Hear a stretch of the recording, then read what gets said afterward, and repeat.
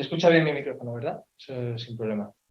Sí. Vale, pues bueno, yo hoy os voy a dar una presentación, va a durar aproximadamente unos 45 minutos y la tengo separada en aproximadamente unos 5 o 6 bloques y al final de cada bloque voy a abrir un turno de preguntas más o menos largo, intentaré que no sea muy largo, si hay demasiadas preguntas pues las dejamos para el final, que igual algunas de las preguntas incluso se pueden responder en la segunda parte de la sesión, que es la mesa cilíndrica.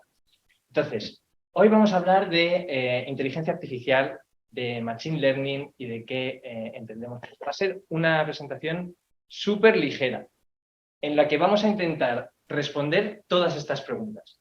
Estas preguntas, yo creo que si tomáis una instantánea, los que estéis online, o si queréis tomar una fotografía, está muy bien porque os he puesto en negrita algunas palabras clave que si queréis profundizar en alguno de los temas, buscáis esta palabra clave, ya sea en YouTube, ya sea en Google, y os puede servir, es suficiente para profundizar. Pero la idea es que después de esto, entendamos, después de la sesión, entendamos cada uno de los conceptos que hay aquí, que son básicos en la inteligencia artificial. ¿De acuerdo? Pues nada, empezamos. La inteligencia artificial es un concepto que está compuesto de dos palabras, ¿no? Inteligencia artificial. Entonces, ¿qué es la inteligencia? Pues para empezar, es un concepto bastante abstracto, porque ¿qué es la inteligencia? ¿Qué es la consciencia?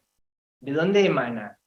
¿Es porque hay una serie de conexiones neuronales en nuestro cerebro? ¿Es porque hay una serie de bacterias que hacen que nosotros podamos razonar? Pues yo verdaderamente no tengo una respuesta para eso. Porque yo no soy ni biólogo bueno, o sea, yo solo soy de inteligencia artificial, no de inteligencia, ni psicólogo. Lo que podemos ver es lo que nos dice la RAE al respecto de lo que es la inteligencia. Dice, la capacidad de entender o comprender, la capacidad de resolver problemas o el conocimiento de la comprensión, el acto de entender. Sigue siendo algo bastante abstracto, ¿de acuerdo? Pero aquí ya tenemos un proxy de lo que podemos entender por inteligencia.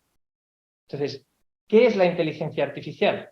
Pues un gurú de la inteligencia artificial en los años 60, un tal John McCarthy, nos dijo que la inteligencia artificial es la subdisciplina del campo de la informática que busca la creación de máquinas, perdón, la creación de máquinas que puedan imitar comportamientos inteligentes.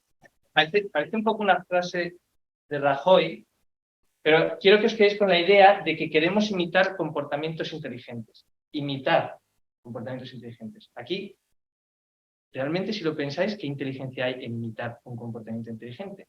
Bueno, ya veremos. ¿Okay? Lo que quiero que veáis es que es algo que no está cerrado. Cada uno de nosotros puede tener una idea de lo que es la inteligencia artificial. Este bebé andando o intentándolo, ¿es un comportamiento inteligente?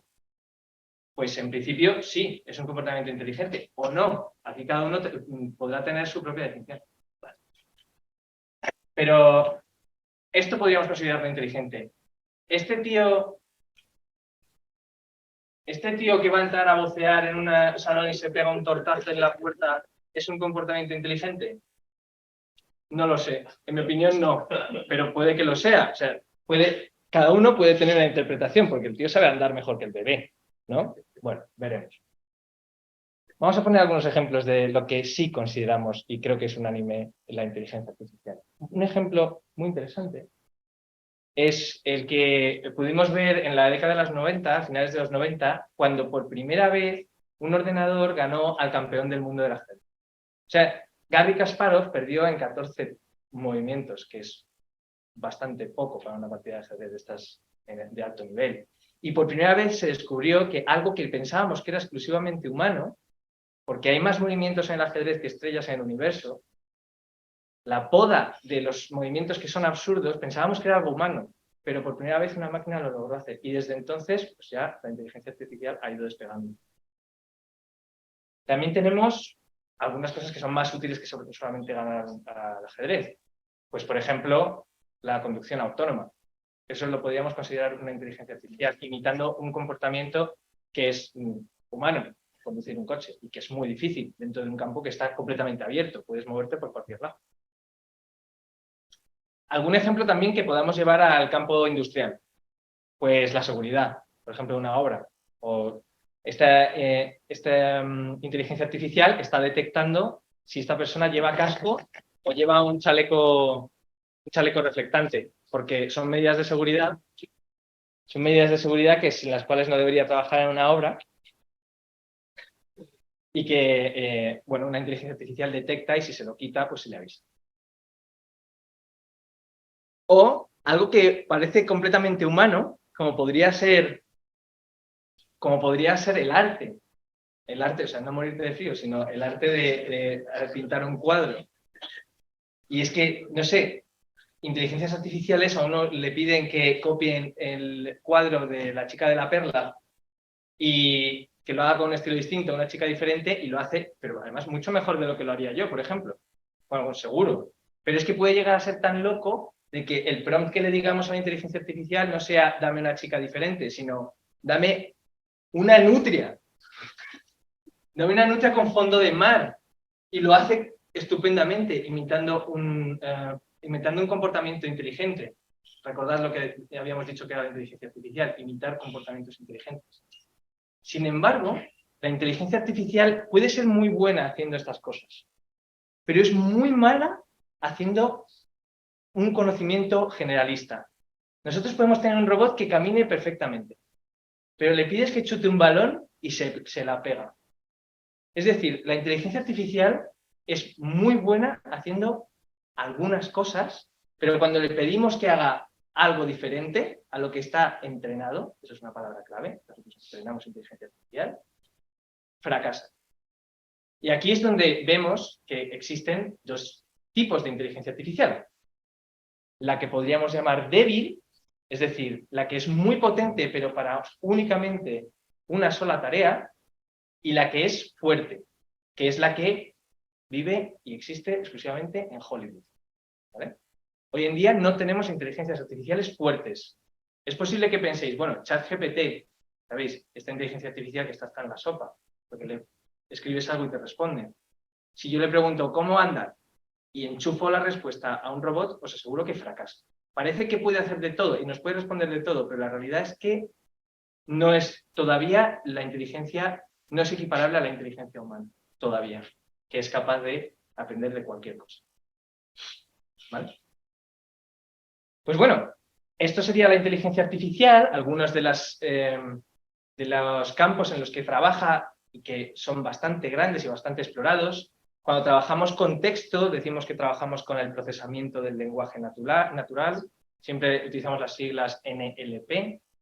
Mi doctorado, en concreto, estaría en este campo del tratamiento del audio y de la voz. Nosotros también podemos trabajar con sonidos, podemos trabajar con imágenes, con vídeo, como los coches autónomos. Podemos trabajar en la robótica, que sería intentar hacer que un elemento se pueda mover en un espacio libre. Y hay muchos más, que son quizá más, estos son los más importantes. Y hay muchos más, pero que puede llegar a ser, y aquí esto podría estar sujeto a debate, cualquier cosa que imite un comportamiento inteligente. Es decir, que si yo programo un robot que fabrica un coche, según esta definición, es inteligencia artificial. Yo puedo estar de acuerdo, podéis estar en desacuerdo. Esto lo debatimos luego, en la mesa cilíndrica. Pero que lo penséis, que lo tengáis en mente. Que cualquier comportamiento que imita a un ser humano podría llegar a considerarse inteligencia artificial. ¿Y esto es interesante? Sí, pero en realidad lo que nosotros queremos es un subconjunto de la inteligencia artificial que es el aprendizaje automático, el machine learning. Es decir, el subconjunto de la inteligencia artificial que hace que las máquinas sean capaces de aprender por ellas mismas un comportamiento inteligente. O sea, no que nosotros programemos la inteligencia, imite la inteligencia, sino que sean ellas propias, ellas solas, las que aprendan. Y esto se llama aprendizaje automático, aprendizaje de máquina, machine learning. Porque muchas veces se escucha por ahí, no, la inteligencia artificial, el machine learning, el deep learning, el aprendizaje profundo, como si fuese todo lo mismo. Pues no. O sea, son subconjuntos de una cosa. La inteligencia artificial es lo grande y el machine learning lo pequeño, lo que aprende. ¿Ok? Bueno, no sé si tendréis alguna pregunta hasta el momento. Este sería el primer bloque. Yo creo que no, porque esto todavía es básico, es bastante introductorio. Vamos a ver cómo podemos dividir el aprendizaje máquina, es decir, el subconjunto que está aprendiendo de la inteligencia artificial. Lo dividimos en función de cómo aprende. Y existen 3 paradigmas que habitualmente se encuentran en la literatura. El aprendizaje supervisado, el no supervisado y el aprendizaje por red. Entonces, empezando por el aprendizaje supervisado, vamos a intentar ahora tener todos como un lenguaje común. También me gustaría al final de esta sesión. Vamos a decir que lo que tenemos son unos datos de entrada, que vamos a llamar X, y queremos que se mapeen, es decir, que a partir de estos datos de entrada logremos descubrir unos datos de salida, que vamos a llamar Y. Es decir, queremos aprender una función que de los datos X nos lleven a los datos Y. ¿Está claro? Por ejemplo, si yo le introduzco a mi inteligencia artificial fotografías de Homer Simpson y de Lisa Simpson, quiero que me mapee a los Simpson. Si yo le introduzco fotografías de Peter Griffin y Meg Griffin, quiero que me mapee a Griffin. Y si yo le introduzco algo que no ha visto jamás, nunca, pero que es otro personaje que entra dentro de este dataset, este conjunto de entrenamiento, por ejemplo, Stewie Griffin, lo que espero de la inteligencia artificial es que me diga que es un Griffin. ¿Está claro? Es decir, que generalice el conocimiento. Que a partir de ejemplos que ha visto antes, sea capaz de generalizar con ejemplos que no ha visto nunca. Los ejemplos que ha visto antes decimos que es el entrenamiento y cuando le pasamos algo nuevo es la inferencia. Esto es un ejemplo de clasificación, porque clasifico algo a otra cosa, pero puede ser regresión. Regresión entendiendo como una función matemática. Si yo os digo que introduzco un 1 y devuelve un 2, introduzco un 2 y devuelve un 4, introduzco un 6 y devuelve un 12, ¿qué debería salir cuando introduzco un 10? Un 20. Estoy multiplicando por 2 y es lo que espero que aprenda en el conjunto de entrenamiento. ¿Vale? Esto se llama regresión. Hay más. Podemos hacer detección de objetos. Esto ya lo habéis visto antes. Detección de objetos. No os quedéis en la idea de la conducción autónoma. Quedaos en la idea de que estamos detectando que esto es un coche, que tenemos dónde está la calzada, dónde están las personas. Detección de objetos. Antes, alguien ha tenido que manualmente decir esto es un coche y luego la inteligencia artificial será capaz de inferir. O la segmentación semántica, es esta misma idea, pero determinando que esto es un coche y esto es una persona. Semántica, o sea, darles un valor intuitivo, humano, digamos. O el etiquetado, también podría ser otro ejemplo. Si nosotros, esto es que es un ejemplo muy clásico, pero hay una inteligencia artificial que funciona muy bien para detectar si un correo es spam o no, o es un correo legítimo.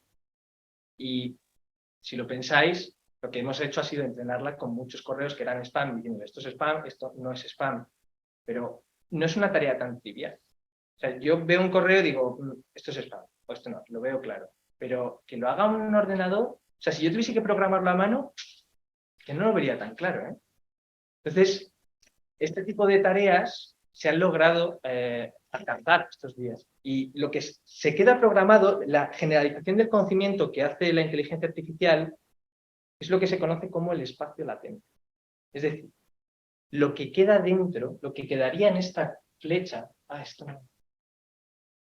Esto que está aquí, que he puesto como que es una flecha, esta función que mapea, lo que hay dentro lo conocemos como espacio latente. Y me voy a quedar ahí, pero es un concepto también clave que deberíais. Lo que hace que algo sea algo y que la inteligencia artificial sea capaz de escupir luego un resultado correcto. Pasamos entonces a lo que es el aprendizaje no supervisado. En contrapartida con respecto al aprendizaje supervisado, el aprendizaje no supervisado no requiere de etiquetas, no requiere de salida, digamos, no requiere de la variable y, solamente requiere de los datos. Es decir, nosotros podríamos eventualmente echarle todos los datos del mundo a una inteligencia artificial no supervisada, todo lo que hay en Internet, porque no necesito anotarlo. El aprendizaje supervisado necesita que una persona diga, esto es una persona, esto es un coche, esto es una calzada, a mano. Montonazo, pues un coste enorme. Mientras que el no supervisado, no necesito etiquetas, se lo he hecho todo, plus. Y la inteligencia artificial debería aprender de los datos, el conocimiento que los propios datos le están dando. Os voy a dar un ejemplo muy claro de esto. De nuevo pongo el ejemplo de los Griffin y los Simpson. Os pongo estas 4 imágenes sin etiquetas, no penséis en diferencias. Y os digo, ¿podríais clasificarlo en 2 grupos? Hombre, pues sí. Unos son adultos y otros son adolescentes, ¿no? Es un grupo, es una información que estaba dentro de aquí, ¿eh? No he tenido que anotar ni hacer nada, ya lo sabíais. O otro grupo, pues entre los que son amarillos y los que son rositas. Vale. Os voy a poner otro ejemplo porque quizá este sea como un poco... Al final tenemos información a priori de lo que son los Simpson y lo que son los Griffin. Pero yo esto lo he pintado a mano, así a huevo.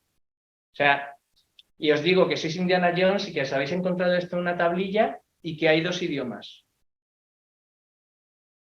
¿Seríais capaces de distinguirlos? Pues, no sé, si me veis un rato, igual no es tan obvio, pero hay unos que son como poligonales y otros que son como medio circulares, ¿no? Que tienen más curvas. Bueno, pues es información que estaba ahí. Esto es el aprendizaje no supervisado. ¿De acuerdo? Por contrapartida del aprendizaje supervisado. Ejemplos. Pues tenemos el ejemplo de, ya habéis visto lo que sería hacer un clustering, eso era lo de antes. Esto es lo que se conoce como la reducción de dimensionalidad, y esto aprovecho para introducir el concepto de dimensionalidad. Porque nosotros muchas veces trabajamos con datos que son multidimensionales. Por ejemplo, si yo fuese un dato y me quisiese representar con 3 dimensiones, podría decir mi altura, mi edad y el color de mis ojos. Son mis 3 dimensiones que me definen, ¿vale? Pero igual una de estas dimensiones es redundante. No sé, bueno, estas 3 dimensiones parecen bastante independientes entre sí, pero igual hay una que no necesito para nada. Pues la inteligencia artificial es capaz de eliminarla de forma inteligente y de quedarse solo con lo que vale. Esto es súper útil también. Imaginar que echamos todo Internet en una inteligencia artificial, como se ha hecho con ChatGPT, que se ha metido todo el texto que existe en Internet. De alguna manera o reduces la dimensionalidad o eso es colosal, ¿no? Pues esto es no supervisado. No supervisado también. Otro tipo de... ¿Os acordáis lo que he dicho del espacio latente? Es lo que está dentro de la cabecita de nuestra inteligencia artificial. Bueno, pues hay estructuras concretas que son capaces de sacar este espacio latente y lo podemos ver y lo podemos tocar. Lo he introducido aquí porque es parte de mi doctorado. Yo trabajo mucho con este tipo de arquitecturas. O, por ejemplo, la estimación de la densidad. O sea, si tenemos muchos datos que se distribuyen de una forma, pues, por ejemplo, uniforme, como tenemos aquí, uniforme en 2 dimensiones, pues detectar cuál es la distribución que define estos datos. Eso también es aprendizaje no supervisado. Y por último, perdón, el aprendizaje no supervisado, hay una frase, esto lo dijo un señor hace un montón de tiempo, otro gurú, para que tengáis también gente que puede ser interesante, Jean LeCun, un francés, que dijo, el aprendizaje no supervisado es la llave de la verdadera inteligencia artificial. Esto lo dijo hace tiempo, yo digo esto ahora y no vale para nada, pero dio en el clavo, porque lo que tenemos ahora, ChatGPT, Stable Diffusion, DALL-E, yo qué sé, FakeU, bueno, cualquiera de las que son ahora súper conocidas, son aprendizaje no supervisado. ¿Ok? Interesante. Y por último, vamos a hablar del aprendizaje por refuerzo, que era la tercera categoría que teníamos de paradigmas de aprendizaje. El aprendizaje por refuerzo, si antes teníamos datos de entrada y datos de salida, con el no supervisado solo datos de entrada, pues el por refuerzo es sin datos, a lo loco. ¿Cómo entrenas algo sin datos? Pues, ¿acaso, no sé, yo cuando aprendo algo necesito datos de entrada y datos de salida? ¿O cuando un bebé aprende a andar, le estamos diciendo, sí, sí, no, no, sí, no? No, lo que necesita es un entorno real contra el que hacer acciones. El bebé sería el agente, palabra clave, y acciones, sigue una política, palabra clave también, de cómo debería andar y la va ajustando en función de si logra avanzar hacia su objetivo, que es una tablet, o se cae. Esto sería algo que habría que reforzar negativamente y cada vez que da un paso habría que reforzar positivamente. Pues la inteligencia artificial, lo mismo. Se puede entrenar la inteligencia artificial siguiendo este paradigma. Disclaimer, aunque parezca es lo más parecido a la inteligencia humana, son muy difíciles de entrenar. Son súper complicadas. Entonces, nos pregunta. Y entonces, en este caso, en el aprendizaje por refuerzo, ¿qué es lo que te va diciendo si vas bien o vas mal? O sea, Sí.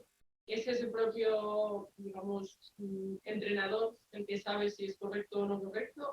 ¿Cómo sucede ese feedback? Una pregunta. ¿Se ha escuchado la pregunta o la repito? Gente del streaming. Si puedes repetirla, Mateo, si no Sí. te importa.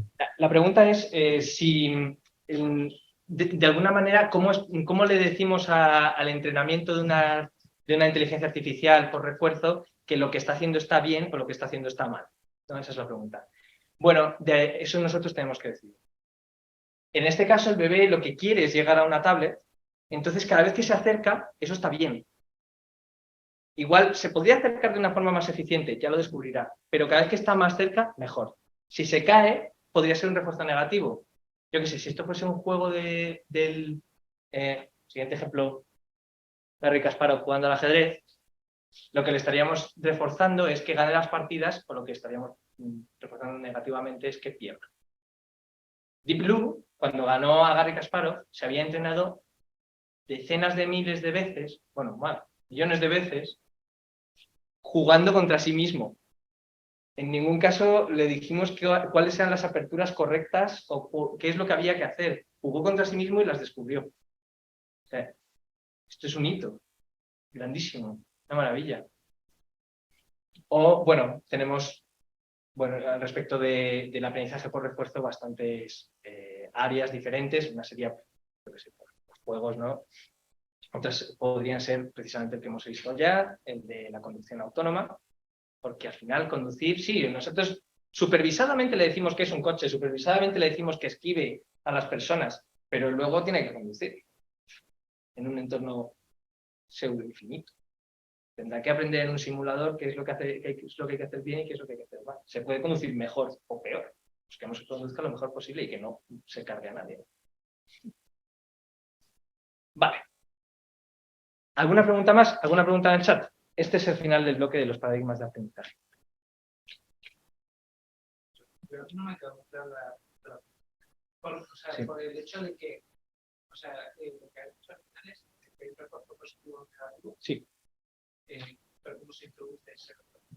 Eso la pregunta es, de nuevo, al respecto de los refuerzos negativos y positivos en el aprendizaje por refuerzo. Se lo tienes que decir. O sea, si yo quiero programar un juego del ajedrez y que lo haga bien, y después de jugar toda la partida, si ha ganado, le digo que lo que ha hecho está bien. Si no ha ganado, le digo que lo que ha hecho está mal. Entonces juega contra sí mismo. Además, en el caso del ajedrez es un ejemplo bastante ilustrativo, pero es un juego suma-cero. O sea, uno gana y otro pierde. Sí. Estamos entrenando dos agentes a la vez y los dos están aprendiendo. Cuando uno se vuelve mejor que el otro necesariamente tiene que volverse mejor que el otro. Entonces lo entrenamos hasta que llega a ser superior a la inteligencia humana. Pero esa es la idea.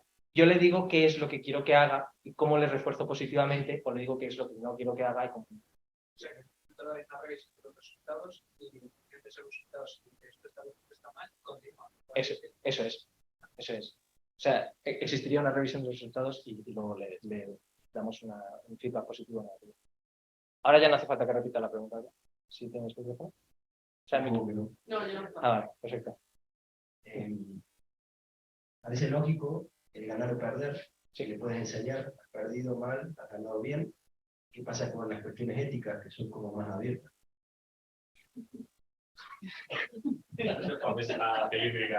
Eso es un tema de debate amplio. No, pero me encanta que me hayas hecho esta pregunta. Porque las cuestiones éticas son algo muy relevante, pero más que en el aprendizaje por refuerzo, en el aprendizaje supervisado. ¿Sabes? El aprendizaje que hay que etiquetar a mano. Porque este es el aprendizaje que funcionaba súper bien hace unos años, hace poco que ya funciona muy bien el aprendizaje no supervisado, pero se basaba en que habíamos etiquetado manualmente un montonazo de datos. ¿Sabes dónde se etiquetaban esas cosas? En sitios que se llamaban granjas, que estaban en la India y que eran súper esclavos. O sea, se ha construido la inteligencia artificial a partir de prácticamente la explotación.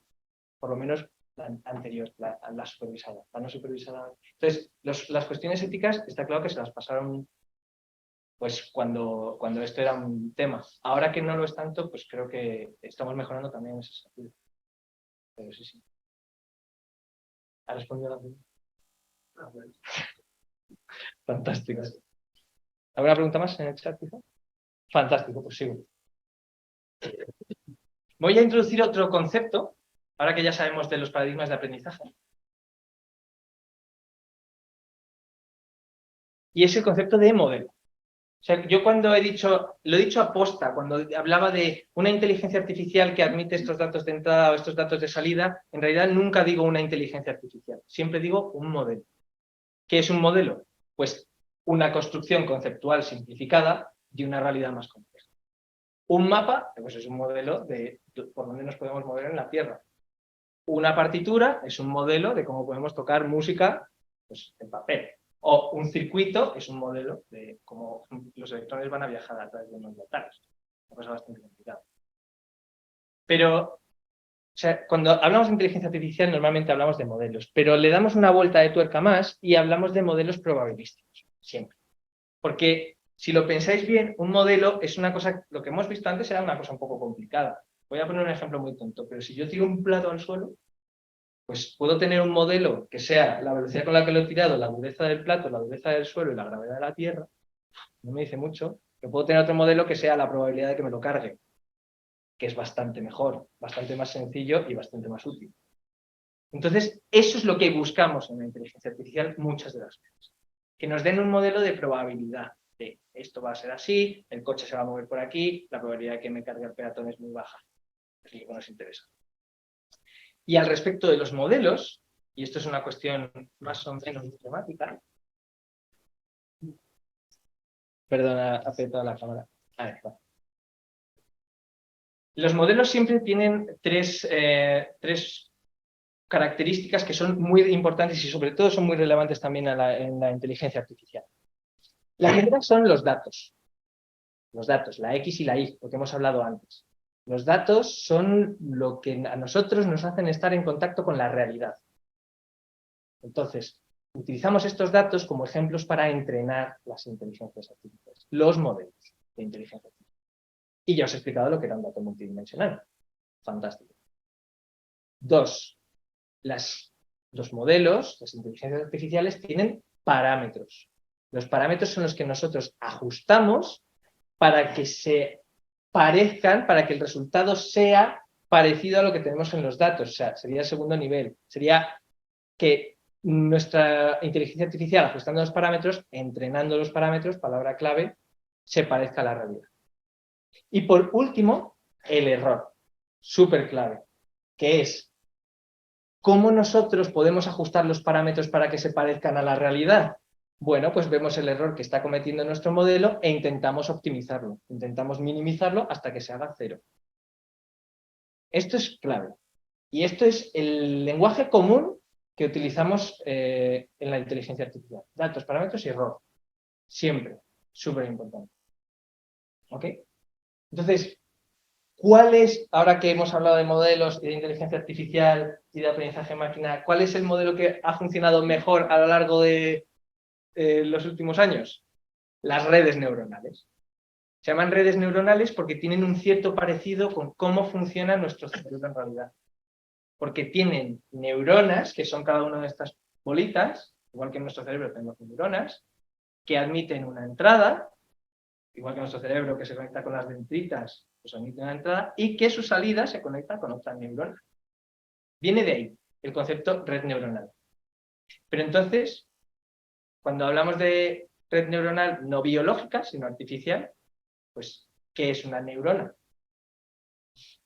Bueno, pues una neurona es, en realidad, lo que os he dicho, algo que admite una entrada, en este caso tenemos una entrada X tridimensional, acordaos de lo multidimensional, pues un mismo dato pero que tiene 3 dimensiones y que esperamos que nos devuelva una salida Y. En este caso de una dimensión.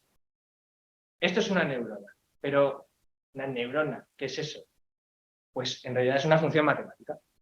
¿Y qué función matemática? Y esto va a ser, Laura, toda la matemática que voy a dar hoy. Una suma ponderada. O sea, multiplicamos la dimensión del dato por un parámetro, de nuevo palabra clave, y lo sumamos. ¿Y estos parámetros dónde viven? Aquí. Justo antes de la entrada. Ya está. O sea, lo que salga de ahí será la respuesta. Lo que tendrá que parecerse a la realidad. Vamos a complicarlo ligeramente más, ¿ok? Y es que normalmente a estas funciones, a estos modelos matemáticos, se les añade un término independiente. El sesgo. B de Bayes. Sesgo. Y esto lo que hace es que para un mismo conjunto de datos, dos neuronas distintas sean diferentes. Dos neuronas distintas tienen su sesgo, hacen su cosa. Por eso lo sumamos. B. Y esto es una neurona. ¿Perdón? El sesgo. El sesgo. Que también se puede entrenar. También se puede modificar. Entonces, vamos a simplificarlo. Vamos. Sí, por favor. ¿Es una constante para cada neurona? Sí. O sea, es un parámetro, no una constante. El sesgo es un parámetro para cada neurona de la red neuronal que se puede entrenar, se puede modificar. Entonces, vamos a poner un ejemplo. A ver, bueno, para que quede súper claro el tema matemático de lo que significa este modelo que está utilizando una entrada multidimensional. En este caso vamos a simplificarlo para que sea bidimensional. Lo que estaríamos viendo sería, si lo pusiésemos en una gráfica, para este conjunto de W1, W2 y B, pues estaríamos obteniendo esta línea, esta recta. Si yo le doy más peso a W2, pues se inclina más para allá. Si le doy más peso a W1, pues se inclina más para acá. Y si le doy más peso al sesgo, sube y baja. Ya tenemos claro lo que está haciendo esta función matemática. Entonces voy a poner un ejemplo de cómo una neurona puede funcionar con un ejemplo real. Un ejemplo que es tan real que es un ejemplo personal. Yo considero que mi día perfecto es cuando como hot pot y juego a juegos de mesa. ¿Vale? Hot pot, no sé si lo sabéis, yo lo probé por primera vez en Inglaterra por una recomendación de Laura. Es una comida asiática que está de escándalo.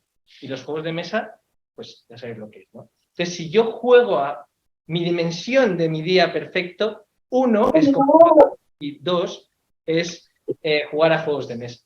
Solo es mi día perfecto solo ocurre si pasan las dos cosas. Entonces yo esto lo puedo modelar como una variable binaria. 1 si ocurre, 0 si no ocurre. Y mi día perfecto, pues también es binario. 1 si ocurre, 0 si no ocurre. Entonces yo esto se lo puedo... Eso sería la tabla de verdad. Está claro, ¿no? Esto sería el día perfecto y lo demás. Si yo esto se lo introduzco a mi neurona con una serie de parámetros aleatorios, lo que yo quiero es que mi salida, le voy a poner un umbral en el 0, todo lo que esté por encima de 0 voy a decir que es día perfecto, todo lo que esté por debajo, no. Colocados estos parámetros aleatorios, lo que obtenemos a la salida es esto en la tabla de verdad. Un 2 para cuando tengo los dos negativos, un 3 para cuando tengo que no juego a juegos de mesa, un -1 cuando los dos son positivos. No se ajusta a la realidad. Es falso. Mi día perfecto no es esto. Entonces, ¿qué hago? Reentreno. Palabra clave. Modifico los parámetros. Pongo otros. ¿Este se ajusta? Tampoco. Porque son todos positivos. Yo quiero que estos 3 primeros sean negativos y solo el último sea positivo. Lo reajusto, lo reentreno. Hasta que doy con uno que casualmente funciona. Estos parámetros para modelar mi realidad de día perfecto van bien. Perfectamente. Funciona. Pues esta es la idea de lo que es hacer un entrenamiento. Esta es la idea de lo que es lo que puede hacer una neurona para modelar una realidad. Entonces, esta realidad, si yo la quiero ver en un diagrama, vamos, en una gráfica bidimensional, podría estar así descrita, ¿no? Esto está claro, ¿no? Cuando hay 2 unos, pues bien, lo que está fuera, cuando no hay 2 unos sería negativa. Lo que ha conseguido la neurona es crear una recta, lo que hemos visto antes, que está separando la idea de lo que es un día perfecto de la idea de lo que no es un día perfecto. Y esto es lo que buscamos con nuestra neurona. Y si lo pensáis, el ejemplo que os he puesto es una puerta lógica AND, ¿no? Está claro. porque solo es verdad cuando las dos son 1. Esto también podría funcionar para una puerta lógica OR. Estos son los 3 unos, si hay algún 1 sería verdad, entonces yo reajusto los parámetros para que cree de nuevo una región en la que lo que esté por ese lado no, lo que esté por este lado sí. ¿Y podría funcionar para una puerta XOR? ¿Dónde pondríais la raya? No funciona. Es decir, necesitamos añadirle más complejidad a las neuronas. ¿Y cómo le añadimos más complejidad a las neuronas? Pues en el caso de una red neuronal, añadiendo otra neurona. Entonces lo que haríamos sería crear un espacio entre medias que sería la verdad. Y lo demás sería falso. Esto ejemplifica perfectamente por qué necesitamos una red neuronal. Esta. ¿Vale? ¿Alguna pregunta hasta aquí? Yo, por ejemplo. Sí. No sé si vas a desarrollar un poco más de las redes neuronales. Sí, poco más. Me espero. Vale. Vale. Pues bueno. Entonces, ahora que sabemos cómo funciona una neurona, os voy a presentar la red neuronal. La red neuronal, para que hablemos el mismo idioma, decimos que tiene capas, que son cada una de las líneas de neuronas que conectan una capa con la siguiente, sus neuronas. Lo que sale de la neurona pasa a la siguiente. Decimos que la primera capa es la entrada, decimos que la última capa es la salida, y todo lo que haya entre medias se llaman capas ocultas. Y esto es el deep learning. Si la red neuronal tiene capas ocultas, lo llamamos aprendizaje profundo. Para que quede claro la diferencia entre inteligencia artificial, aprendizaje máquina y deep learning. Solo esto. ¿Ok? Entonces, la red neuronal tiene la virtud de que nos permite hacer un aprendizaje jerarquizado. Si lo pensáis, cada vez que pasa por una capa, lo que está aprendiendo la red, lo que sabe la red, es un concepto más abstracto. Otro ejemplo. Yo ahí meto en la primera que como hotpot, en la segunda que juego a juegos de mesa, y luego vamos a suponer que tengo un examen mañana, que el examen es difícil y que el examen, la asignatura me gusta, esto sería la primera línea de ideas. Al pasar a la segunda línea de ideas, a partir del hotpot y de los juegos de mesa, esto ya sabe si yo me lo he pasado bien o mal. Ya es un concepto más abstracto, más avanzado. Y también sabe si el examen es aprobable en general. Y a partir de estos dos conceptos más abstractos que los anteriores, puedes saber si apruebo el examen o no. Porque igual, si mi día ha sido perfecto ayer, no he estudiado y suspendo. O igual el examen es imposible de aprobar. Entonces, independientemente de si me lo he pasado bien o mal, lo voy a aprobar. Esa es la idea de una red neuronal. Y esto, que es absurdo y que es tonto, puede alcanzar a conducir solo, andar, no sé, lo que hemos visto antes, pintar un cuadro, es una locura. Todo está basado en esto. ¿Okay? ¿Quieres preguntar ahora algo? Es que no sé. Yo es por, o sea, alguna vez he intentado hacer algo con redes neuronales. Sí. Y me he puesto en la tesitura de ¿cuántas capas utilizo? ¿Cuántas neuronas por capa? Y cuando iba a preguntar por él me han dicho pues entre 3 y 4. Entre 4 y 5. Y no sé si hay alguna... Sí. Si es un poco tu prueba o si hay algo más estudiado que con 4 a ver si puedo. Bueno, la respuesta que yo te daría, si me preguntases así en el laboratorio haciendo una red neuronal, es exactamente esa. Tu prueba y ya veremos. Lo que normalmente podemos hacer es basarnos en lo que ya se ha descrito en la literatura que funciona. ¿Cómo lo probaron la primera vez antes de que supiésemos que funciona? Probando. O sea, más capas, menos capas. Al final, pues, cuantas más capas, más profundo, más difícil de entrenar, también más información abstracta. Quizás lo que queremos aprender puede ser demasiado sencillo para una red neuronal tan profunda y empieza a aprender cosas muy locas y que realmente no nos son útiles. O igual la red es demasiado sencilla para un problema demasiado complicado. Espera que no. Sí. Entiendo que este tipo de entrenamientos es cuando tienes unas reglas finales relativamente bien definidas. Es decir, yo aquí soy un extraño porque yo me dedico sobre todo a emprendimiento e innovación en el sector forestal. Vale. Entonces, ¿qué pasa? Nosotros tenemos muchos datos, porque desde hace 150 años, pues la ordenación forestal tiene datos de los bosques. Sí. Datos que pueden ser alturas de árboles, diámetros, densidad, etc. Diámetro de la copa. Sí, sí. Y lo que hacemos normalmente es, a partir de los datos que obtenemos, pues vamos viendo dónde cortamos, dónde no cortamos, etc. En función de los diferentes parámetros, ¿no? Pues el diámetro del árbol, si son muy finos, si hay mucha densidad cortamos, etc. Hay unas reglas aparentemente claras, Sí. pero se podrían dar situaciones en las que nosotros queremos pasar de un estadio de un tipo de masa arbórea a otro tipo, como por ejemplo una masa no específica, eso quiere decir que solo hay un tipo de árbol, pinos, a pinos con robles. Entonces, no hay una única respuesta válida. ¿Qué pasa si aplico una red neuronal? Sí, Entiendo que la pregunta es muy compleja y un poco fuera de contexto, pero bueno. No, está bien, está bien. No hay una única respuesta, pero hay una respuesta que se ha aplicado. Y hemos visto el resultado. O sea, que sabemos si se ha aplicado bien o se debería haber aplicado lo contrario, ¿no?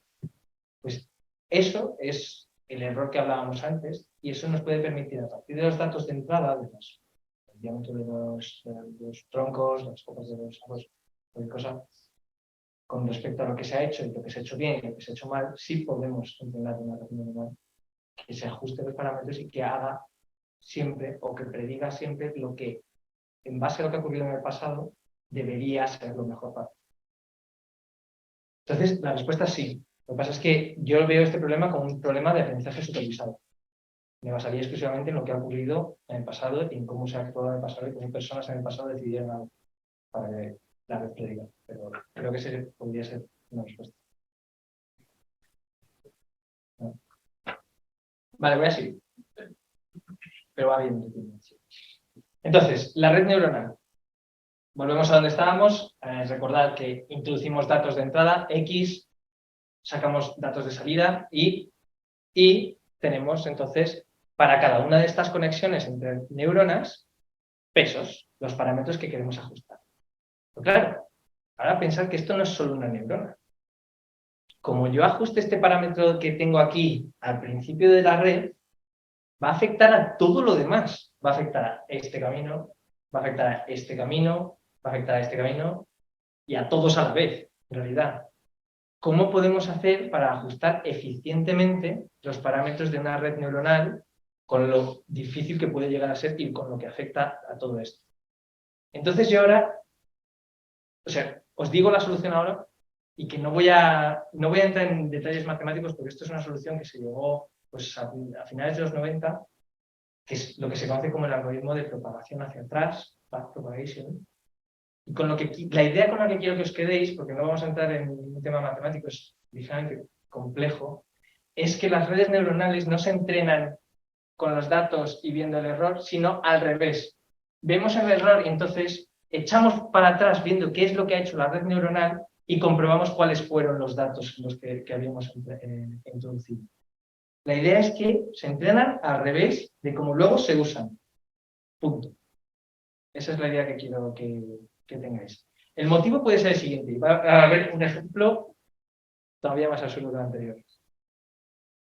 Yo cuando he preparado esta presentación me he tomado un montón de cafés. Estos cafés pues han crecido en cultivos, quizá en Colombia, los han procesado en una fábrica, los han traído hasta España. Yo luego en el supermercado pues he comprado esa marca y no otra, por lo que sea. Vengo aquí, suelto mi rollo y vosotros vais y decís castaña. Qué horror, qué infumable, no puedo con ello. ¿Vale? Esta ha sido la respuesta, el error que habéis dado a mí, pero no solo a mí, esto en realidad se parece a la red neuronal. A mí y al café que he comprado y al transporte, no lo sé, pero lo que hacemos es propagar el error desde final al principio. Lo que quiero con este ejemplo es ilustrar esta idea de la propagación hacia atrás. Y que propagamos errores más grandes o errores más pequeños en función de si lo que ha ocurrido tiene que ver con el error o no. Porque con cada neurona aprende una cosa, hay cosas que igual son independientes. El café que no he comprado, lógicamente, no tiene dependencia con un mal programador. Muy bien.